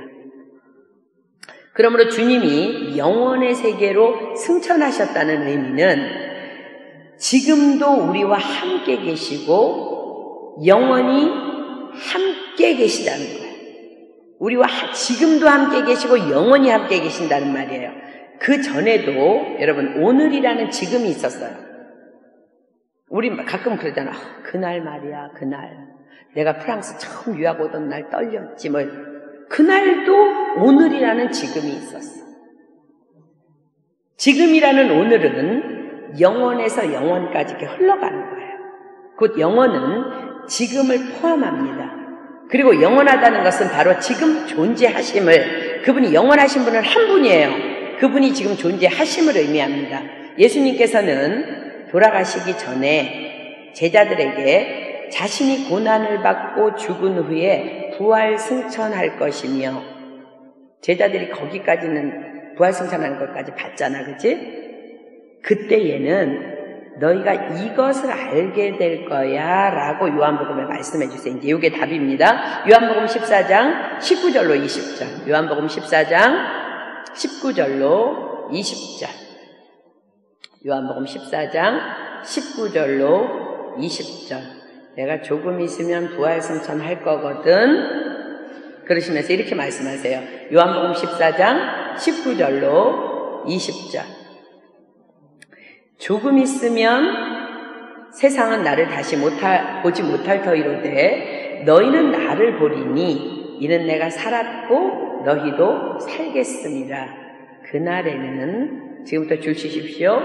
내가 아버지 안에, 너희가 내 안에, 내가 너희 안에 있는 것을 너희가 알리라. 아멘. 주님이 영원의 세계로 가셨다는 것은 지금 우리와 함께 계시다는 것을 얘기하는 거예요. 고린도후서 6장 2절. 아까 우리 찾았던 말씀 한 번 더 볼게요. 고린도후서 6장 2절. 고린도후서 6장 2절. 그러므로 가라사대 내가 은혜 베풀 때에 너를 듣고 구원의 날에 너를 도왔다 하셨으니 보라 지금은 은혜 받을 만한 때요. 보라 지금은 구원의 날이로다. 지금 그분이 나의 안에서 역사하고 계시다는 거예요. 만약 예수님께서 부활하시고 승천하시지 않았다면 어떤 일이 벌어질 것 같아요? 지금 우리가 주님을 만나려면요 어떻게 해야 돼요? 이스라엘로 성지순례 가야 돼요. 그죠? 왜냐하면 주님은 여전히 그 시간 그 공간에만 계실 것이기 때문에, 승천하셨기 때문에 2000여 년 전에 유대 땅이라는 그 시간과 공간을 떠나서 모든 시대, 모든 국가에 있는 온 세상의 모든 믿는 사람들과 함께 그리고 지금 우리와도 함께 계실 수 있는 것입니다. 아멘. 자, 크게 5번. 에베소서 1장 20절로 23절을 읽으십시오. 에베소서 1장 20절로 23절 펴겠습니다. 에베소서 1장 20절로 23절. 찾았으면 제가 있습니다. 그 능력이 그리스도 안에서 역사하사 죽은 자들 가운데서 다시 살리시고 하늘에서 자기의 오른편에 앉히사 모든 정사와 권세와 능력과 주관하는 자와 이 세상뿐 아니라 오는 세상에 일컫는 모든 이름 위에 뛰어나게 하시고 또 만물을 그 발 아래 복종하게 하시고 그를 만물 위의 교회의 머리로 주셨느니라. 교회는 그의 몸이니 만물 안에서 만물을 충만케 하시는 자의 충만이니라. 자, 예수님은 에베소서 1장 20절로 23절에서 현재 어느 위치에 계십니까? 1번, 작은 1번입니다. 예수님은 현재 어느 위치에 있습니까? 20절에 답이 나오죠. 하나님의 오른편에 앉아 계시다고 기록돼요. 자, 그러면 그 하나님의 오른편에 앉아 계신다고 이제 성경에 기록되어 있으니까 오른편에 앉아 계시나 본데 하는데, 그럼 하나님은 지금 어디에 계세요? 하나님은. 고린도전서 3장 16절 빨리 찾겠습니다. 고린도전서 3장 16절. 고린도전서 3장 16절. 고린도전서 3장 16절. 너희가 하나님의 성전인 것과 하나님의 성령이 너희 안에 거하시는 것을 알지 못하느냐? 바로 지금 우리 안에 계신다. 그러므로 하나님의 오른편에 계신 예수님도 지금 우리 안에 우리와 함께 계신다는 거예요. 작은 2번. 예수님은 현재 어떤 것들보다 뛰어나십니까? 작은 2번. 예수님은 현재 어떤 것들보다 뛰어나십니까? 아까 우리 읽었던 에베소서 1장 21절이 답합니다. 예수님은 현재 어떤 것들보다 뛰어나십니까? 모든 정사와 권세와 능력과 주관하는 자와 이 세상뿐 아니라 오는 세상에 일컫는 모든 이름 위에 뛰어나시다고 기록합니다. 자, 여러분들 다시 잘 들어보세요. 예수님은요, 어떤 것보다 뛰어나시냐면요, 모든 정사와 권세와 능력과 주관하는 자와 이 세상뿐 아니라 오는 세상에 일컫는 모든 이름 위에 뛰어나시대요. 이것은요, 즉 저와 여러분의 위치, 저와 여러분의 정체성을 말씀하시는 것입니다. 왜요? 우리 가운데 우리 안에 계시고 우리를 다스리시는 주님은요, 온 세상에 어떤 것보다 뛰어나신 분이기 때문에 예수를 주로 고백하고 믿는 성도들의 아이덴티티가 모든 이름에 뛰어난 이름을 가지신 예수님을 소유한 자, 이것이 우리의 정체성이다. 즉 다른 말로 하면 우리의 신분은 하나님의 자녀. 자, 고개 들어보세요. 믿으십니까? 믿으십니까? 아멘 안 하는 사람들은 믿기는 믿는데 지금 바빠서 아멘을 안 하는 건지. 자, 고개 들고 아멘? 그러면 옆에 있는 사람이랑 이렇게 인사하겠습니다. 몰라봐서 죄송합니다. 정말 죄송합니다. 자, 작은 3번. 여러분의 아이덴티티가 지금 나오고 있어요. 작은 3번. 하나님의 오른편에 앉으신 예수님에게 주어진 두 가지 결과는 무엇입니까? 22절. 에베소서 아까 우리 본 에베소서 1장 22절에 답이 나오죠. 하나님의 오른편에 앉으신 예수님에게 주어진 두 가지 결과는 무엇입니까? 여러분, 오른편이라는 것은 능력과 권세와 파워를 의미하는 게 오른편이에요. 그러니까 하늘과 땅의 모든 권세를 내게 주셨으니 그게 오른편이에요. 자, 하나님의 오른편에 앉으신 예수님에게 주어진 두 가지 결과. 22절은 이렇게 얘기합니다. 또 만물을 그 발 아래 복종하게 하시고 그를 만물 위의 교회의 머리로 주셨느니라. 작은 첫째, 오른편에 앉으신 예수님이 우리에게 주시는 두 가지 결과. 작은 1번, 만물을 그 발 아래 복종하게 하시고, 두 번째, 만물 위의 교회의 머리가 되신다고 기록합니다. 자, 만물을 그 발 아래 복종하게 하신다는 것은 모든 만물을 직접 통치하시는 거예요. 예수님께서. 아멘? 그래서 우리가 말 안 듣고 막 그러면은 피조물도 막 복종을 안 해갖고 깻잎도 말라버리고 막 논밭도 갈라지고 막 갑자기 사업에 어려움이 생기고 질병도 생기고 막 학교에서 꼬이고 막 교수님한테 찐빠먹고 막 이런 거 다 만물을 그 발 아래 예수님이 다 복종하고 주님이 다 하시는 거예요. 주님은 절대 주권자라는 거야. 자, 두 번째가 더 중요해요. 만물 위의 교회의 머리가 되신대요. 예수님은 교회를 통해서 통치하십니다. 저와 여러분은 교회입니다. 우리를 통해서 일하십니다. 우리를 통해서 통치하십니다. 즉 교회는 통치권을 가지고 있다는 것을 의미해요.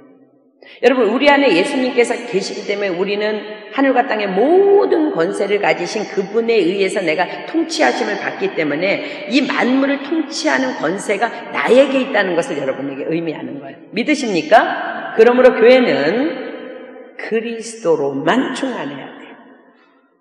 저와 여러분은 그리스도로만 충만해야 돼요.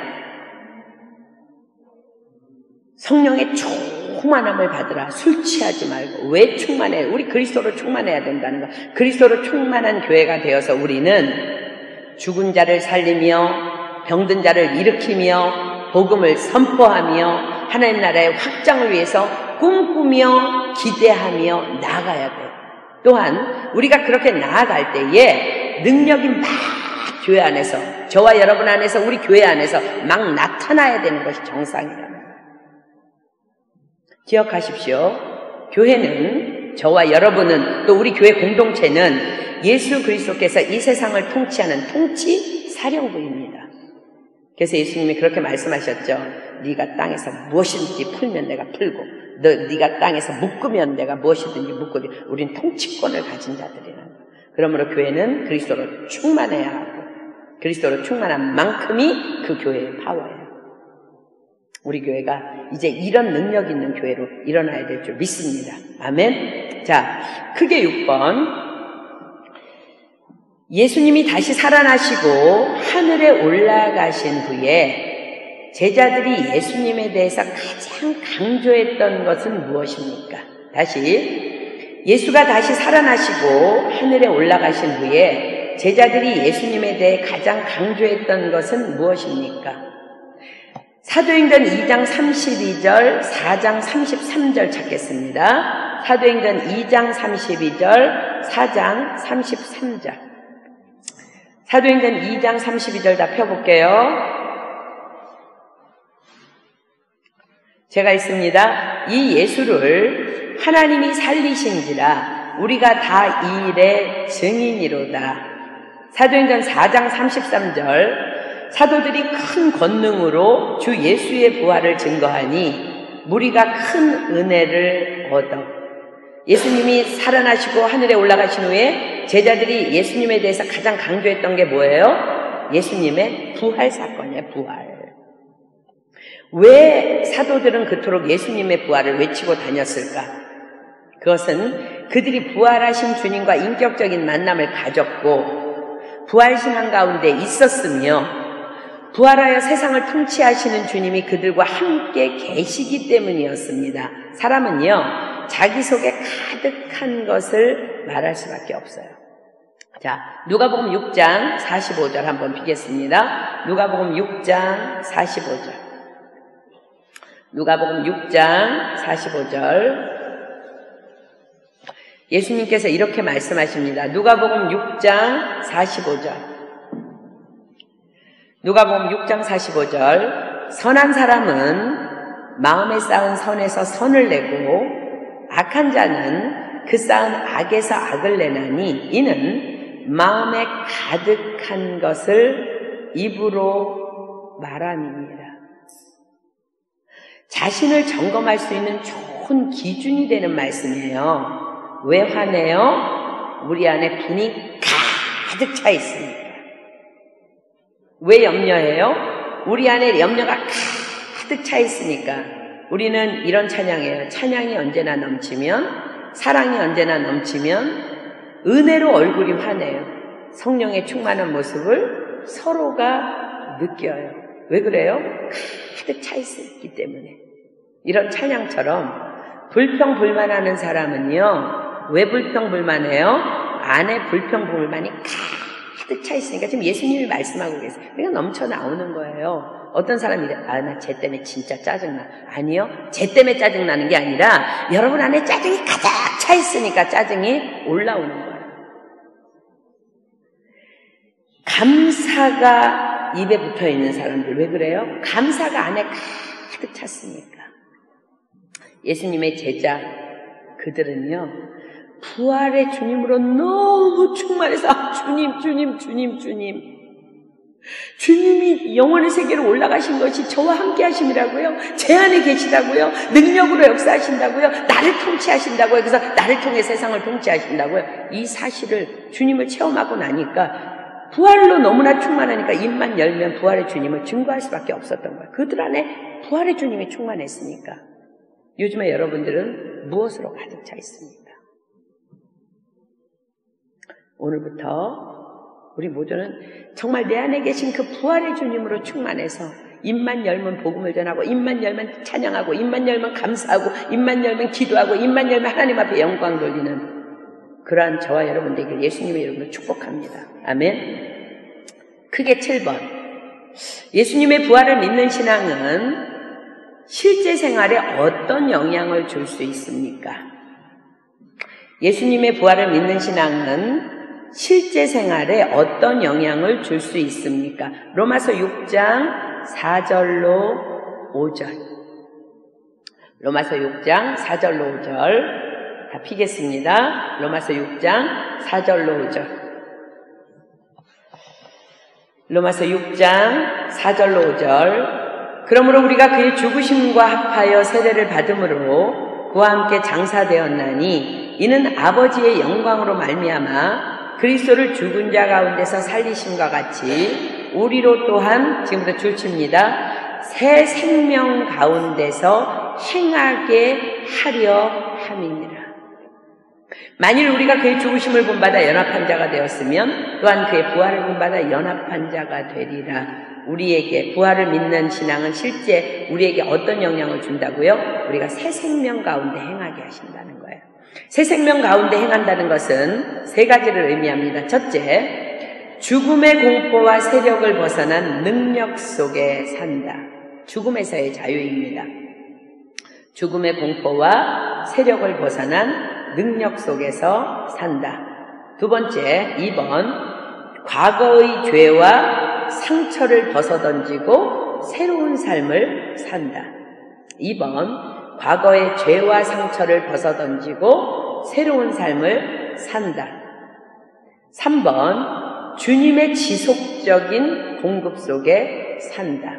3번, 주님의 지속적인 공급 속에 산다. 자, 첫 번째, 죽음의 공포와 세력을 벗어난 능력 속에 산다는 것은, 여러분, 우리가 길을 가다가 강도나 이렇게 나쁜 사람 만나면 왜 막 뛰어서 도망가요? 죽지 않으려고. 그죠? 우울한 거, 좌절하는 거, 질병, 이거 전부 죽음의 공포와 세력이에요. 왜 우울해요? 이 상황이 죽을 것 같으니까 우울해지는 거예요. 왜 우리가 좌절돼요? 이 상황이 너무 죽을 것 같으니까 좌절되는 거야. 왜 질병이 두려워요? 죽을까봐. 근데 우린 죽으면 어디 가요? 하늘나라로 처소를 예비해 놓으신 그 천국으로 가는데, 죽으면 할렐루야 천국이지. 우리는 이미 죽음의 공포와 세력을 벗어난 능력 속에서 죽음의 자유하에서, 죽음에서의 자유를 얻은 자들임을 믿습니다. 아멘. 여러분, 질병도 두 가지가 있어요. 어떤 사람은요, 병에 걸리면요, 그 병 때문에 올 수도 없대. 회사도, 신앙생활도, 가정도, 난 아파. 그 사람은 마귀가 가져다 준 질병이에요. 예수 이름으로 일어나야 돼요. 근데 어떤 사람은요, 폐병이 걸려서 피를 토하면서 암 말기 선고를 받았는데도 이 복음의 열정에서 떠나지를 못해. 난 지금 죽어도, 내가 지금 중환자실에서도 옆에 있는 사람을 위해서 복음을 전하다가 죽을 거야. 그 질병은 뭐예요? 사도 바울에게 주는 것 같은 가시예요. 영광의 상체. 죽어도. 그러니까 그 사람은 죽음이 두렵질 않아. 질병이 걸려도. 뭐 오늘 복음 전하고 죽으면 되는 거지. 우리 모두는 죽음의 공포와 세력을 벗어난 능력 속에 사는 자들인 줄 믿습니다. 아멘. 두 번째, 과거의 죄와 상처를 벗어던지고 새로운 삶을 살게 돼요. 자, 고린도후서 5장 17절이 대답합니다. 고린도후서 5장 17절. 고린도후서 5장 17절. 빨리 찾겠습니다. 고린도후서 5장 17절. 보십시오. 여러분들 부활하신 주님을 믿고 주님이 우리 안에 계신 거 믿으십니까? 아멘. 그런 중 누구든지 그리스도 안에 있으면 새로운 피조물이라. 이전 것은 지나갔으니 보라 새 것이 되었도다. 아멘. 새술은 새 부대에 담는 거예요. 여러분, 새 것이에요. 이전 것은 지나갔어요. 그런데 우리가 부활하신 주님을 만나고도 범죄할 수 있어요. 새 것도. 그죠? 그럴 때 어떻게 해야 돼, 우리는? 요한일서 1장 9절. 빨리 찾겠습니다. 요한일서 1장 9절. 십자가 붙잡고 계속 우리는 엎드려서 우리의 죄를 자백할 때 우린 거룩해져요. 만일 우리가 우리 죄를 자백하면 저는 미쁘시고 의로우사 우리 죄를 사하시며 모든 불의에서 우리를 깨끗게 하실 것이요. 아멘. 자, 여러분들이 죄를 분명히 회개했어. 근데 자꾸 그 죄가 나를 올감해. 누가 주는 거예요? 마귀가 주는 거예요. 하나님은요, 여러분들이 회개했으면요, 딱 잊어버리세요. 하나님은 기억하지도 못해요. 시편 103편 찾겠습니다. 시편 103편 10절로 14절. 시편 103편 10절로 14절. 만약에 여러분들이 회개한 죄가 또 떠올라서 고통스럽거든 내가 너에게 명하노니 마귀야 물러갈지어다. 그냥 간단하게 선포하십시오. 떠나갈 줄 믿습니다. 시편 103편 10절로 14절이 이렇게 말씀하십니다. 우리의 죄를 따라 처치하지 아니하시며 우리의 죄악을 따라 갚지 아니하셨으니 이는 하늘이 땅에서 높음같이 그를 경외하는 자에게 그 인자하심이 크심이로다. 지금부터 줄칩니다. 동이 서에서 먼 것 같이 우리 죄가를 우리에게서 멀리 옮기셨으며, 여기다 줄치십시오.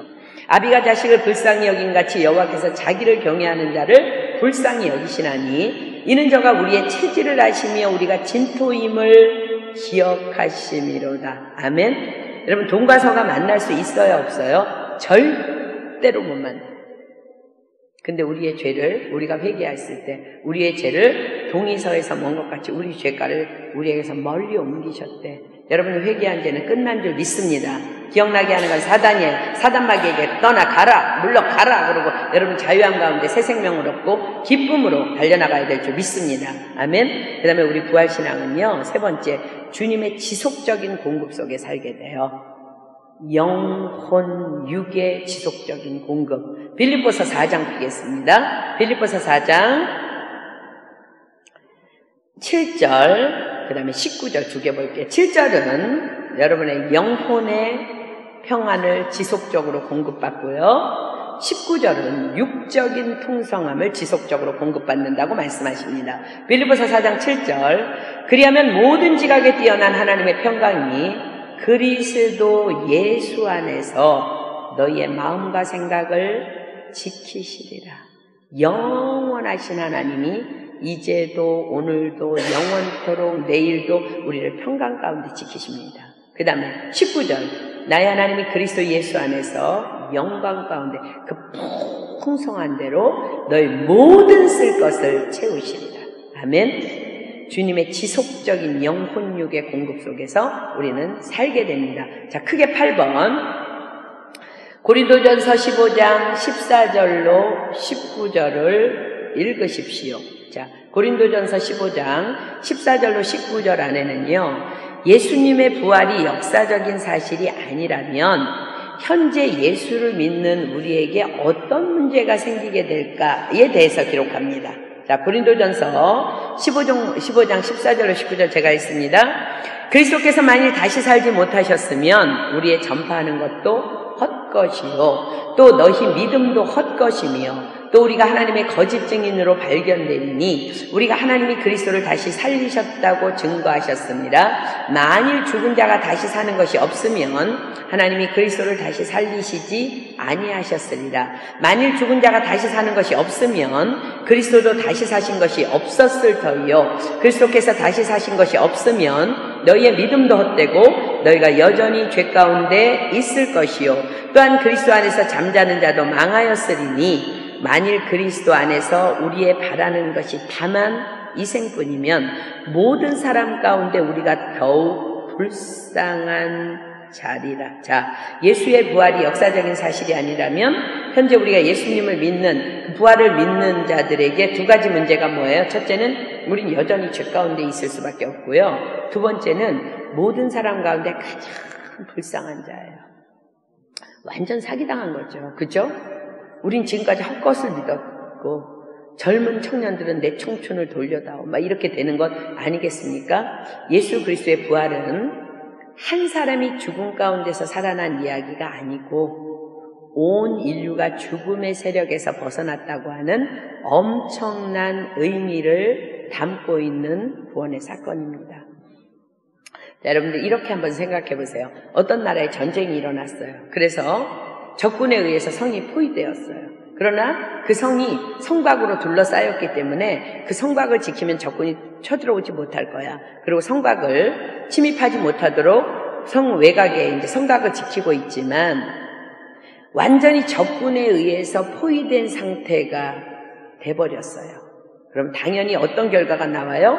적군에 의해서 생필품의 보급로가 모두 차단되고 굶주림과 고통이 더해가는 상태에 이르게 돼요. 자, 그렇게 되면 그 다음에 어떤 문제가 생겨요? 서로 간의 다툼과 미움과 시기와 질투가 막 극에 달하겠죠. 그래서 서로가 서로를 대적하고 살인과 각종 범죄로 수많은 사람들이 죽어갈 수밖에 없어요. 그런 사건이 생겼을 때에 성 밖에, 그 성 밖에 살고 있던 그 성을 설계한 사람이 그 소식을 듣습니다. 그리고 그들을 위해서 은밀히 비밀 통로를 설계합니다. 왜냐하면 그 성을 자기가 설계했기 때문에. 그리고는 그 통로를 통해서 생필품과 의약품을 전달하고 한 사람 한 사람씩 그 통로로 구출해내기 시작합니다. 소망 없던 그 성에 바로 구원의 역사가 일어나기 시작하는 거예요. 자, 포위된 성, 그것은 바로 거짓의 아비, 사단의 올무입니다.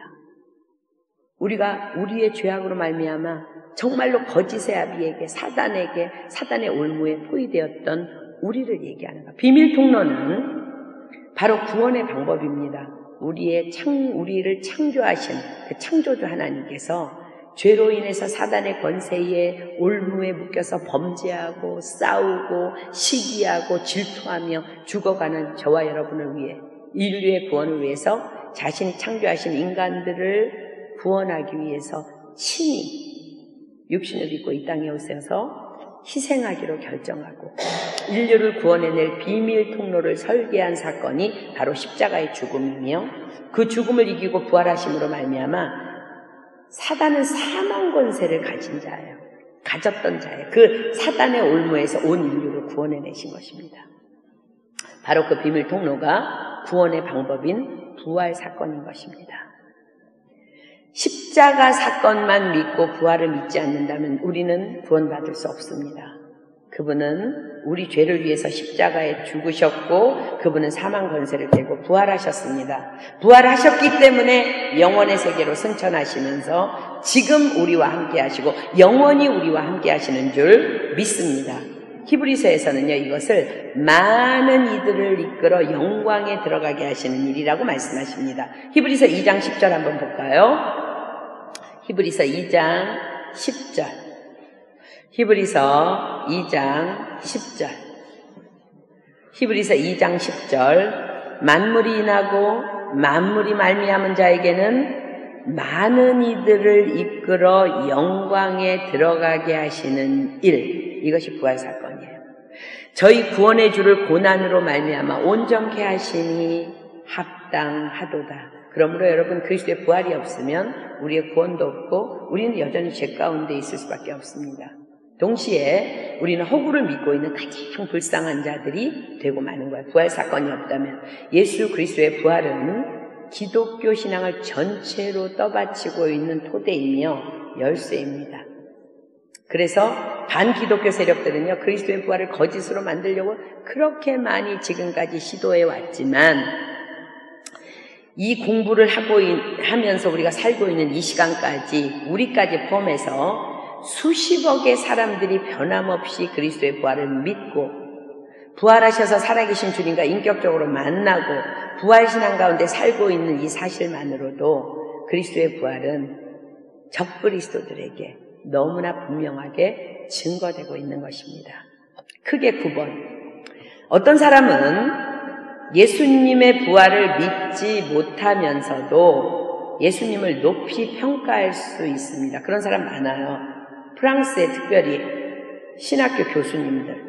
예수님의 부활을 믿지는 못해. 근데 예수님을 높이 평가하면서 막 예수님을 가르치고 그래요. 굉장히 좋으신 분으로. 그러나 그 평가는 완전한 평가가 될 수 없습니다. 자, 이제 여러분은 이제 예수님의 부활에 대해서 어떻게 생각하십니까? 이렇게 한번 질문을 바꿔볼까요? 첫 번째, 여러분들이 대답하십시오. 쓰고 아무도 보지 않으니까 여러분 노트니까 예수님의 부활이 역사적인 사실임을 믿습니까? 여러분 노트에다 기록하세요. 예수님의 부활이 역사적인 사실임을 믿습니까? 두 번째, 부활하신 주님을 모시고 계십니까? 세 번째, 부활하신 주님이 교회를 이끌고 계심을 믿으십니까? 부활하신 주님이 저와 여러분인 교회, 저와 여러분이 속한 교회 공동체를 이끌고 있는 것을 믿는지, 여러분 이 세 가지 질문에 대해서 여러분이 한번 자기 자신의 답을 자기 노트에다 한번 써보십시오. 여러분들이 이제 16주가 끝나고 제자를 양육하다가 보면은요, 이 과를 공부하고 나면 주님께서 지금 우리와 함께 계시다는 분명한 사실을 알게 되고요. 그러므로 지금 우리와 함께 계신 주님의 임재를 느끼면서 이제 우리가 이제 기도하게 될 텐데, 우리도 그렇게 한번 오늘 기도했으면 좋겠습니다. 자, 이제 기도하기 전에 여러분들 숙제 먼저 내줄게요. 마가복음 8장부터 16장까지 매일 한 장씩 읽어오십시오. 숙제 첫 번째, 마가복음 8장부터 16장까지 매일 한 장씩 읽으십시오. 그 다음에 암송 말씀은요, 요한복음 1장 12절, 요한복음 3장 16절 두 절 암송하는 것입니다. 요한복음 1장 12절, 요한복음 3장 16절. 그리고 한 가지 더, 이제 제가 여러분들을 3주 후에 만나게 되기 때문에 요한복음은요, 우리의 구원, 예수 그리스도의 성육신, 또 부활 사건에 대해서 너무나 중요한 것들을 담고 있어요. 그래서 우리가 2년 전에는 요한복음을 공부했는데 요한복음은 21장까지 있어요. 그러면은 3주 후에 만나니까 매일 한 장씩 읽으면 21일이 되겠죠. 그죠? 마가복음도 읽고 요한복음도 읽고 요한복음 1장에서 21장까지 매일 한 장씩 읽어오십시오. 그리고 이제 다음 주에 정말 예수님을 믿으십시오 하는 그 과에 대해서 여러분들 준비해 오기를 바라고요. 그 다음에 이제 2주 동안은 쉬지만 우리 송준호 전도사님께서 말씀을 전해주시니까 우리 전도사님 위해서도 여러분 사랑의 중보기도 전도사님 통해서 우리에게 정말 능력 있는 메시지를 전해달라고 기도하시기를 부탁드립니다. 아멘. 자, 이 시간에 우리 이제 기도하기 전에 여러분들 이제 한번 이렇게 적어보세요. 이렇게 우리가 기도할 거예요. 여러분들이 나중에 이제 제자와 함께도 이렇게 기도하십시오. 첫 번째, 1번. 주님, 지금 내 안에 계신 주님, 나를 다스려 주옵소서.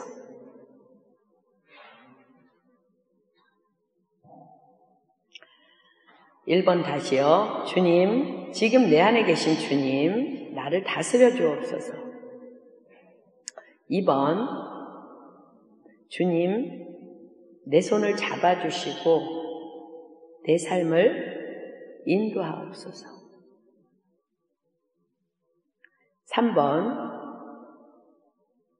주님, 내가 부활신앙 가운데 있게 하옵소서. 모든 두려움과 염려, 좌절 등을 소멸하시고 새로운 기쁨 가운데 거하게 하옵소서.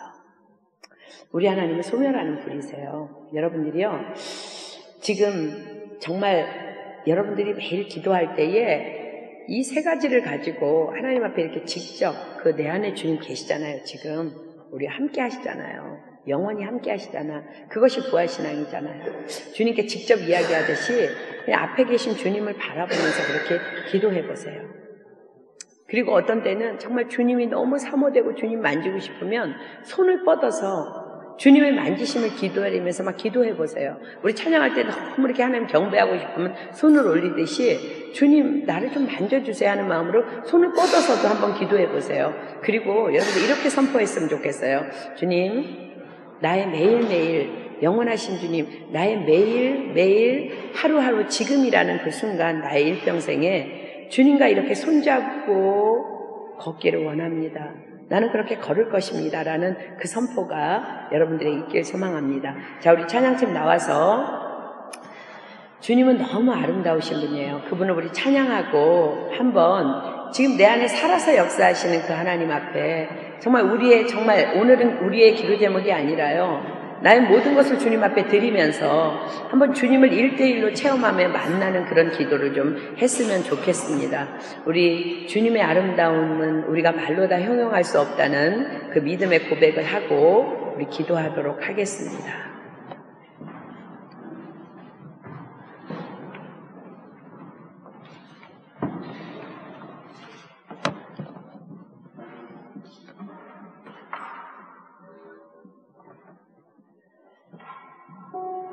지금 주님 여러분 안에 임재해 계시고 우리와 지금 함께 계세요. 그분을 우리 한번 경배했으면 좋겠어요. 주의 아름다운 말로 다 평안할 수 없습니다.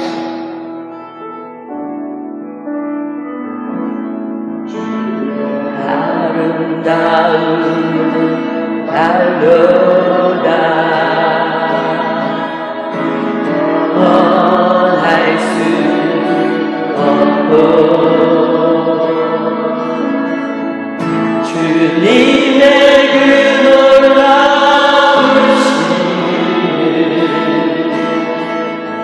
다 표현할 수가 없네. 누가 그 지혜를 깨닫고 누가 기쁜 사랑 증명할까.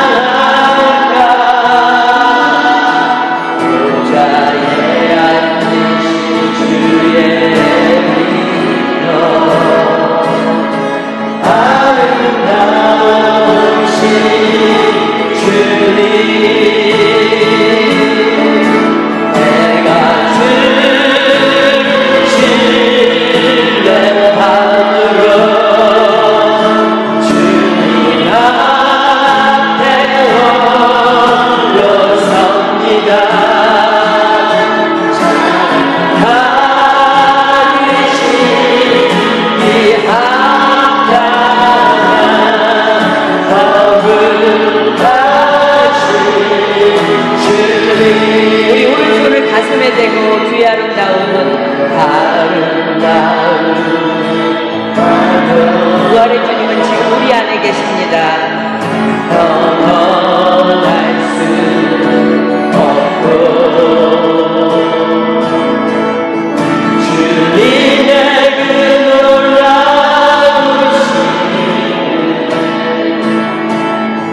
다 표현할 수가 없네. 누가 그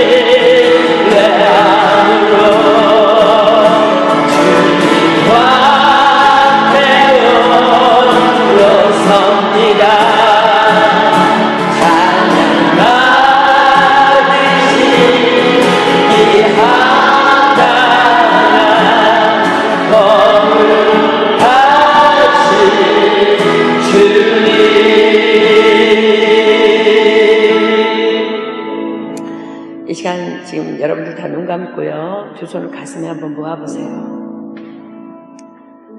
부활하신 주님은 지금 우리 안에, 여러분 안에 계십니다. 여러분 이 시간에 교회 식구를 의식하지 말고요.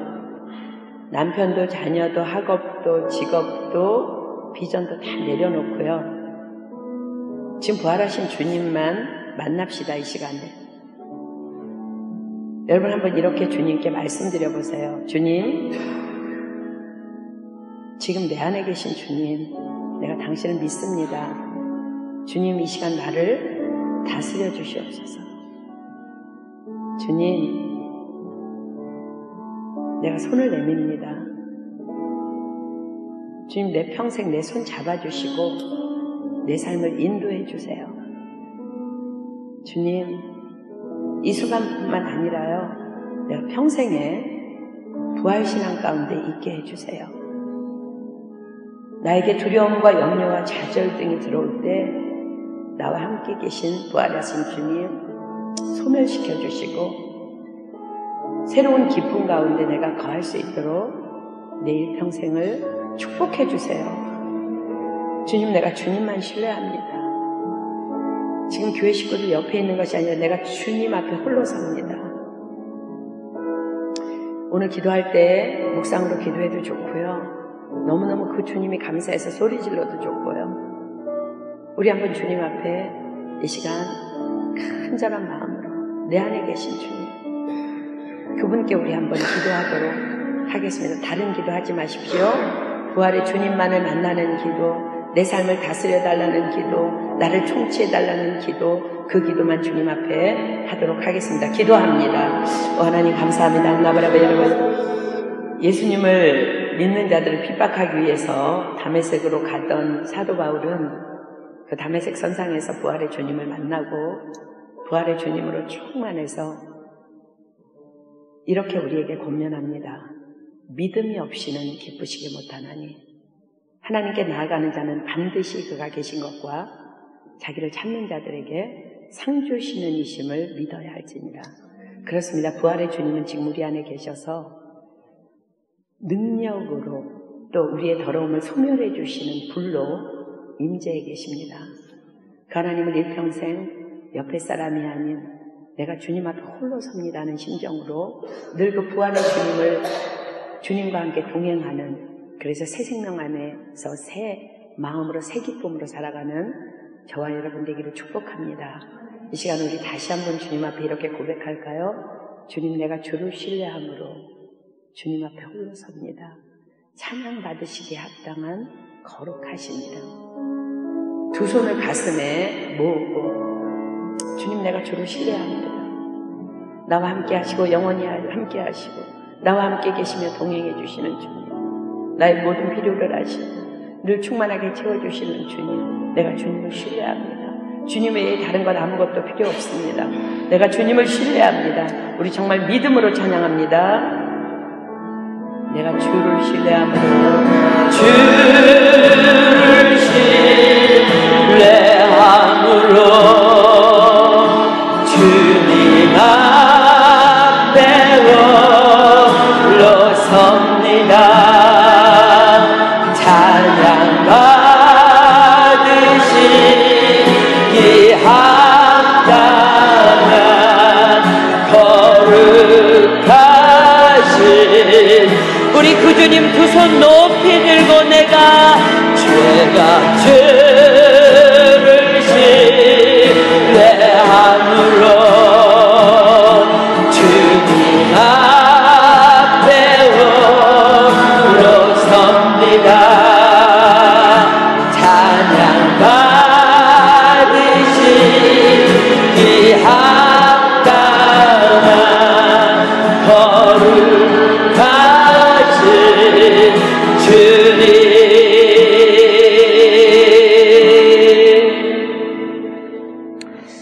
그렇습니다. 여러분, 때로는 신앙은 참 고독한 것입니다.